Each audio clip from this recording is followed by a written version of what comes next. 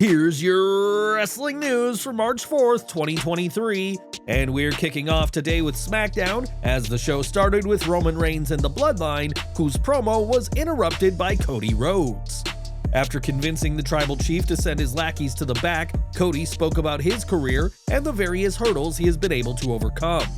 Cody spoke about his time as Stardust and about those who thought he'd never be more than Randy Orton's sidekick, and also spoke about defying those who thought he'd never be able to fill a 10,000-seat arena for fans to watch him and his buddies' little indie show. Fans were quick to pick up that this was a reference to All In, and given that the show is seen as a pilot event for what would later become AEW, it was surprising to hear the show be referenced, even if not by name. Not to be outdone, Roman Reigns had some fiery comments of his own, and things got extremely personal when Reigns said he'll teach Cody the things his father, Dusty Rhodes, didn't teach him. Speaking about the Hall of Famer, Reigns even busted out a pretty impressive impression of the American Dream, who recalled a conversation in which Dusty told Reigns early into his career that he had it. It's no secret that Dusty's work in WWE NXT before his passing in 2015 means that several superstars competing today learned far more about wrestling from Dusty Rhodes than Cody ever learned from his own father. The Smackdown segment ended with the two shaking hands without having come to violence, and while this may not have been as explosive as some would have expected, the underlying tension between Rhodes and Reigns is palpable. This was certainly the right segment to kick off SmackDown, as Rhodes' promos for WrestleMania had until this week been shared with Paul Heyman. And who do you think won this week's War of Words? Let us know in the comments. Rhea Ripley was also on this week's SmackDown, and the Judgment Day's Eradicator took on her former tag team partner Liv Morgan. In a hard-fought match, the 2023 Women's Rumble winner got a submission victory over that match's runner-up, and this week's bout had a huge effect on one fan in particular.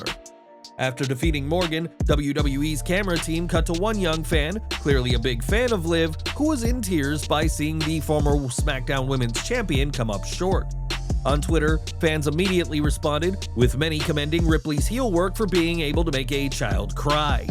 WWE has a history of iconic fan responses, as who can forget the man who was shocked when The Undertaker's streak was broken, or Kaylee, who made her opinion to The Miz's first WWE Championship win in 2010 very clear. Joining the Judgment Day has been a brilliant move for Ripley, who has proven to be a hit with the group, and with all this momentum, it may just be a matter of time before the Australian holds the SmackDown Women's Championship.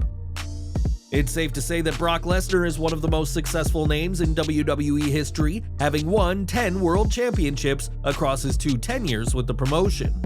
The Beast Incarnate is just one of 3 men to have won Money in the Bank, King of the Ring, and a Royal Rumble, and one of 8 men to have won 2 Royal Rumble matches, but all good things must come to an end. PW Insider are reporting behind their paywall that Lesnar was backstage during his most recent WWE appearance, saying goodbye to several individuals, and that he is finishing up with the company. While a source for the outlet did say that Lesnar may not necessarily be done with WWE, the fact that he was saying goodbye was certainly an interesting thing for the Beast, who tries to keep social interactions to a minimum to do. Lesnar's contract status has been shrouded in secrecy for years, but 2 things that we do know is that they are very lucrative and typically run out around WrestleMania season. Whether Brock is retiring from wrestling, just leaving WWE, or was simply saying goodbye on his way out of the arena, it's unclear at this moment. But do you think that Lesnar should hang up his boots, or do you have more matches you'd like to see from the former Universal Champion? More from SmackDown now, as last week, Tegan Nox helped make the save when Natalya was being attacked by Ronda Rousey and Shayna Baszler, and for the first time in a long time, the Welsh superstar looked legit. Unfortunately, this week of being treated well has since ended, as on SmackDown, Nox went one-on-one with the Queen of Spades.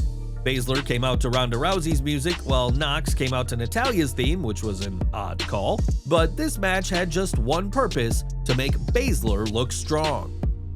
Sure enough, Shayna won via an armbar submission, and it remains clear that WWE is building Baszler and Rousey for an eventual run as WWE's Women's Tag Team Champions, with the title change possibly happening at WrestleMania 39. Last month, Sonya Deville was arrested for an alleged gun possession law violation, though news of her arrest was not made public until earlier this week. Deville was arrested for possessing a gun in New Jersey, as her permit for the weapon was not valid in the state, and now we know more about the situation. In a statement from Atlantic City PD, it is revealed that Deville's car valet was the whistleblower, as the report said that the police went down to the Borgata Hotel, Casino, and Spa after they received a report of a valet employee finding a handgun. The statement adds that Deville was taken into custody without incident and released on a summons pending a future court date.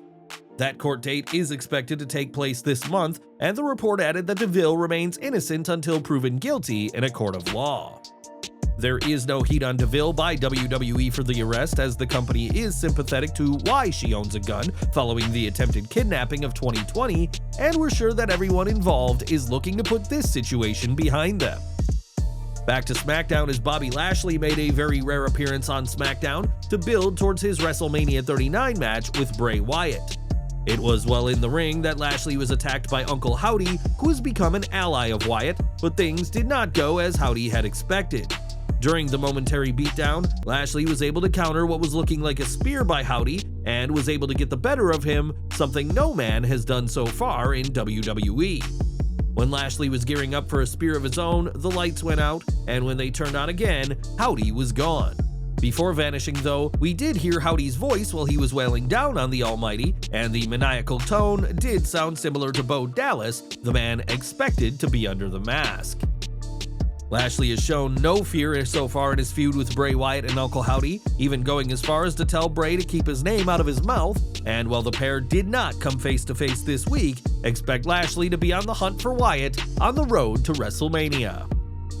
Over to AEW next, as Aubrey Edwards has many roles with the promotion, but fans watching the product will know her best for her role as a referee.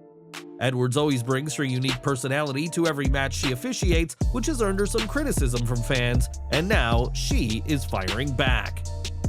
Speaking on the sessions, Edwards was questioned about the perception of some fans that she is trying to make herself the star of the match rather than solely performing the duties of a referee.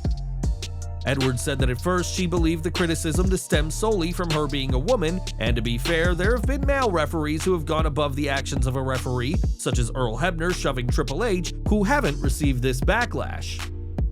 Edwards added that what she does in the ring is ultimately not her decision, but said that it is the decision of the wrestlers in the ring, and gave her confrontations with Chris Jericho as an example. Rather than trying to take the spotlight for herself, Edwards' interactions in the ring are examples of what she has been instructed to do by the wrestlers, but there are still some who believe she should tone it down in the ring. And we're ending today with WWE, and when a young wrestler signs with the promotion, they'll usually be given a new name. This practice is so that WWE can file a trademark on that name and ensure that if said wrestler leaves, they won't be able to use that name elsewhere. But one ex-superstar has found a loophole in the system. At a recent ROH show, former WWE superstar Grand Metalik competed as Metalik, despite his WWE name having been trademarked. In the Wrestling Observer newsletter, it's explained that while WWE owns Grand Metalik, they don't own just Metalik, as that name is something the Cruiserweight owns and has used since 2007. Dave Meltzer added that while working as Metalik as opposed to his indie name Mascara Dorada is more recognizable, using that name may be an issue given that Grand Metalik was hardly treated as much more than a jobber in WWE. Metalik's days as part of the Lucha House Party are over, but his pro wrestling journey is far from finished, and he'll continue to use this name despite WWE's trademark on Grand Metalik.